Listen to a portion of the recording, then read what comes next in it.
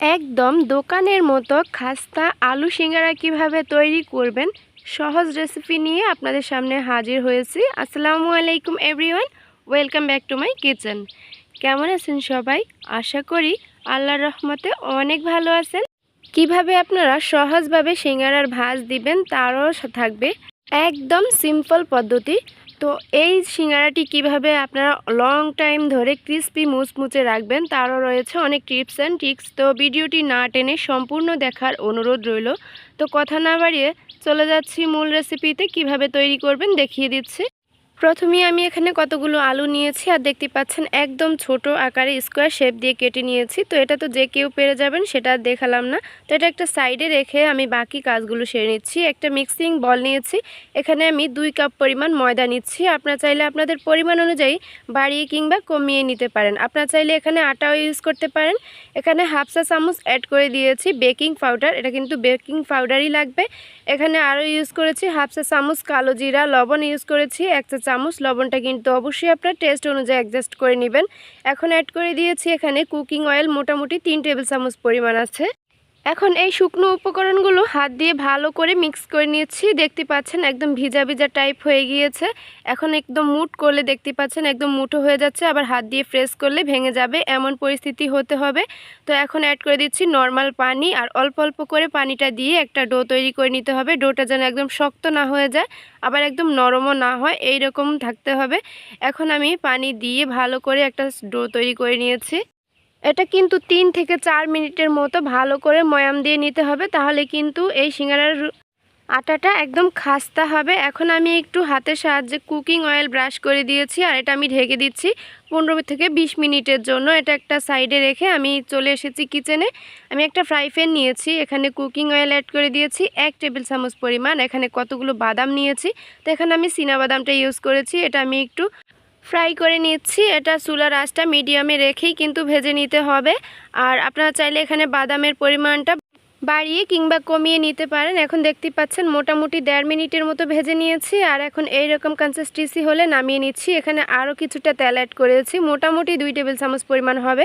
এখানে বড় সাইজের একটি পেঁয়াজ কুচি করে আমি এটা ভেজে নিচ্ছি। মোটামুটি 30 থেকে 40 সেকেন্ডের মতো একটা পিঙ্ক কালার চলে এসেছে। এখন অ্যাড করে দিচ্ছি কিছু পেস্ট মশলা। এখানে আদার পেস্ট ব্যবহার করেছি হাফ চা চামচ, রসুনের পেস্ট ব্যবহার করেছি হাফ চা চামচ, জিরা ধনিয়ার গুঁড়া মিলে ব্যবহার করেছি 1 চা চামচ, আর 1 চিমটি পরিমাণ এখানে গরম মশলা অ্যাড করে দিয়েছি। এই মশলাগুলো আমি 30 থেকে 40 সেকেন্ডের মতো একটু নেড়ে ছেড়ে ভেজে নিচ্ছি। এখন অ্যাড করে দিচ্ছি কিছু শুকনো উপকরণ। তো হলুদ গুঁড়া নিয়েছি হাফ চা চামচ, মরিচ গুঁড়া ব্যবহার করেছি হাফ চা চামচ। ঝালটা কিন্তু অবশ্যই আপনার টেস্ট অনুযায়ী অ্যাডজাস্ট করে নেবেন। তো এটাও আমি দিয়ে ভালো করে নেড়ে ছেড়ে মিক্স করে এবার আমি যে আলুগুলো কেটে রেখেছিলাম সেগুলো অ্যাড করে দিয়েছি। আর আলুগুলো আপনারা দেখতে পাচ্ছেন কত ছোট করে কেটেছি। একদম ছোট ছোট করে কাটলে হবে কি আপনার এই আলুটা দ্রুত সেদ্ধ হয়ে যাবে। এখন আমি অ্যাড করে দিচ্ছি এখানে হাফ চা চামচ লবণ। লবণটা কিন্তু অবশ্যই আপনার টেস্ট অনুযায়ী অ্যাডজাস্ট করে নেবেন। লবণটা আগে দিলে কিন্তু পানি ছেড়ে দিত, তাই আমি একটু লবণটা পরে দিয়েছি। এখানে কোনো রকম পানি এখন ইউজ করা যাবে না। মোটামুটি 3 থেকে 4 মিনিটের মতো আমি নেড়ে ছেড়ে নিয়েছি এইভাবেই মশলার সাথে। এরপর আমি এখানে হাফ কাপ পরিমাণ পানি অ্যাড করে দিয়ে এটা ঢেকে দিয়েছিলাম 5 মিনিটের জন্য। তো ফিরে আসলাম প্রায় 5 মিনিট পর। এখন দেখতেই পাচ্ছেন পানিটা অনেকটাই শুকিয়ে গেছে, আর এই আলুটাই মোটামুটি 50% সেদ্ধ হয়ে গিয়েছে। এখন অ্যাড করে দিয়েছি কতগুলো কাঁচামরিচ। তো এখানে আমি 4টি কাঁচামরিচ একদম কুচি করে দিয়েছি, আর একটু নেড়ে ছেড়ে মিক্স করে এখন অ্যাড করে দিচ্ছি আগে যে আমি বাদামগুলো ভেজে রেখেছিলাম সেগুলো এখন আমি অ্যাড করে দিচ্ছি। তো হাতের সাহায্যে একটু ভেঙে দিচ্ছি, আপনারা চাইলে এটা চামড়াটা ফেলে দিতে পারেন, তবে আমি এটা করলাম না। তো এখন আমি এগুলো দিয়ে দিয়েছি, আর একটু নেড়ে ছেড়ে ভালো করে মিক্স করে নিচ্ছি। আরও 1 মিনিটের মতো আমি নেড়ে ছেড়ে এভাবেই রান্না করেছি। এবার ঢেকে দিচ্ছি আরও 3 মিনিটের জন্য, আর পানিটা শুকানো পর্যন্ত অপেক্ষা করলাম। তো আলহামদুলিল্লাহ দেখতে পাচ্ছেন 3 মিনিট পর একদম পানিটা শুকিয়ে গেছে, এখানে কোনো রকম পানি নেই, আর তেলটাও কিন্তু আলু থেকে ছেড়ে দিয়েছে। এখন কিন্তু আমার আলুর পুরটা একদম পারফেক্ট আছে। তো মাশাআল্লাহ দেখতে পাচ্ছেন অনেক সুন্দর একটা কালারও চলে এসেছে। এখন আমি এটা চুলা থেকে নামিয়ে একটা সাইডে রেখে দিচ্ছি। আমি যে আটার একটা ডো তৈরি করে রেখেছিলাম সেটার কাছে চলে এসেছি, আর এটা আমি আরও 1 থেকে 1.5 মিনিটের মতো ভালো করে ময়াম দিয়ে নিয়েছি। এখন আমি এই আটার ডোটা থেকে ছোট ছোট লিচি কেটে নিচ্ছি। তো আপনি কতটুকু সাইজের সিঙ্গারা তৈরি করতে চান সে অনুযায়ী কিন্তু আপনি লিচি কেটে নেবেন। তো আমি একদম বেশি বড় করব না, মাঝারি সাইজের লিচি কেটে নিয়েছি। তো আমার এই একটা লিচি দিয়ে কিন্তু দুটি সিঙ্গারা তৈরি হয়ে যাবে। এখন আমি একটা রুটি বেলানি নিয়েছি, দেখতেই পাচ্ছেন, আর এটার মাঝে আমি গোল করে নিয়েছি।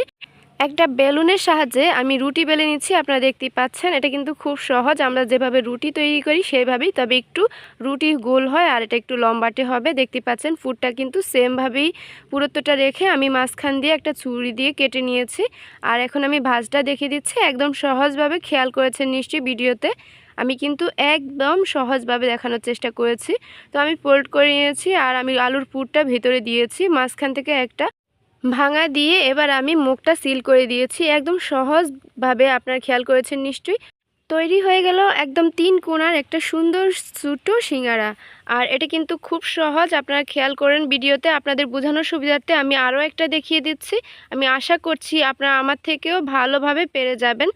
তো আমি আবারও সেমভাবে ভাঁজটা দিয়ে আলুর পুরটা ভেতরে দিয়ে মাঝখান থেকে ভেঙে নিয়েছি আর আমি মুখটা সিল করে দিচ্ছি। আপনারা খেয়াল করেছেন, একদম সহজ। তো এইভাবেই কিন্তু এক এক করে আমি সবগুলো সিঙ্গারা তৈরি করে নিচ্ছি। আর মাশাআল্লাহ অনেক কিউট লাগছে এই সিঙ্গারাগুলো। তো দেখতেই পাচ্ছেন আমি অনেকগুলো সিঙ্গারা তৈরি করে নিয়েছি একইভাবে। একটা একটু দেখিয়ে দিচ্ছি, দেখতে পাচ্ছেন কত সুন্দরভাবে 3 কোণা হয়েছে। তো এইভাবেই আমি সবগুলো তৈরি করে নিয়েছি। চলে যাচ্ছি কিচেনে। আমি একটা ফ্রাই প্যান নিয়েছি, এখানে আমি মোটামুটি 2 কাপ পরিমাণ তেল নিয়েছি। অবশ্যই সিঙ্গারাগুলো ডুবো তেলে ভাজার চেষ্টা করবেন।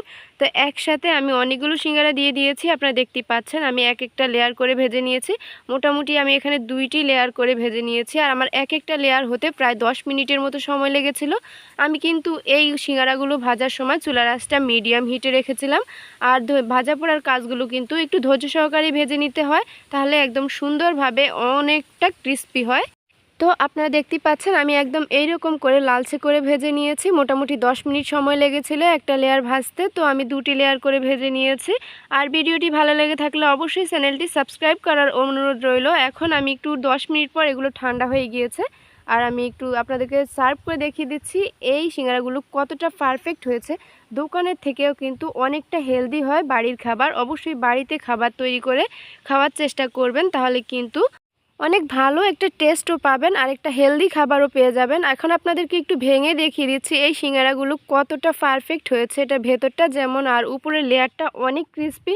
এই ভিডিওর প্রতিটি স্টেপ ফলো করে যদি আপনি এই সিঙ্গারাগুলো তৈরি করেন, ইনশাআল্লাহ পুরো একদিন ক্রিস্পি থাকবে। ভিডিওটি ভালো লেগে থাকলে অবশ্যই একটি লাইক এন্ড কমেন্ট করে জানাবেন কেমন হয়েছে। তো আজকের মতো এখানে বিদায় নিচ্ছি, আল্লাহ হাফেজ।